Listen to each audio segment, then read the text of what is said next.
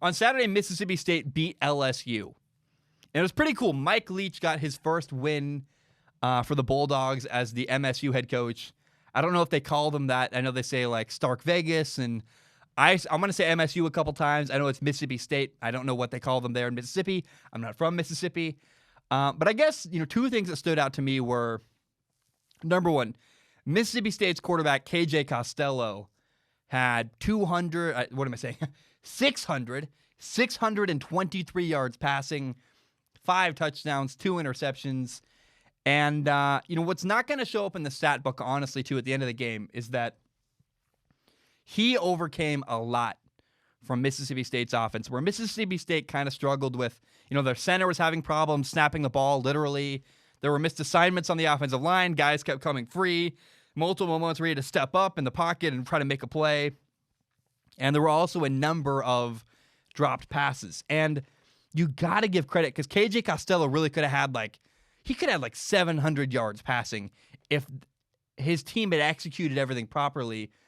The dude deserves a lot of credit for his poise and for overcoming some of the bad plays around him, where he is kind of the perfect quarterback for this Mississippi State team in transition with a new head coach, where he's this veteran, stable quarterback. He's also a really cool story. I'm very happy for him because he transferred from Stanford as a grad transfer.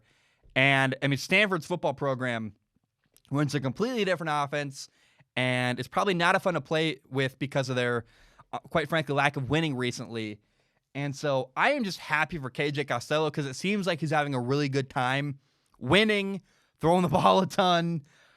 Just awesome for him. He did have a couple of missed throws. He had a pick six where he threw behind his receiver. But you also got to give him credit. KJ Costello threw some perfectly thrown balls up and over defenders into really tight windows. I walked away very, very impressed with KJ Costello because at the end of the day, he elevated his team and made them better and helped them win the game and beat LSU. Now, I was not impressed with LSU on Saturday, and I feel kind of bad for them because, look, I'm not trying to take anything away from Mississippi State, but this is not the same team for LSU. As the year goes on, it's going to become even more and more painfully obvious that this is just not the same LSU team as we saw last year. Here's a crazy number and I guess it's technically a statistic, but it's really just a fact. LSU had 17 people leave their program early to go to the NFL. They lost Joe Burrow for sure. He's actually not one of the 17 because he was a senior anyway. He was going to leave for the NFL. No, they also lost 14 players who declared for the NFL draft early with eligibility. They could have come back and kept playing for LSU, and instead they left.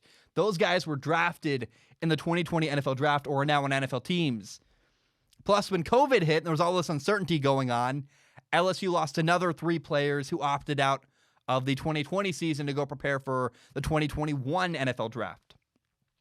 So basically, LSU just got completely gutted. They are a completely different team than they were last year. Not to mention, by the way, in this MSU game, they had an All-American corner, Derek Stingley, who got hurt. He had some kind of allergic reaction. We got told he was sick. We don't really know what all came to fruition there, but they didn't have their best corner in this game either.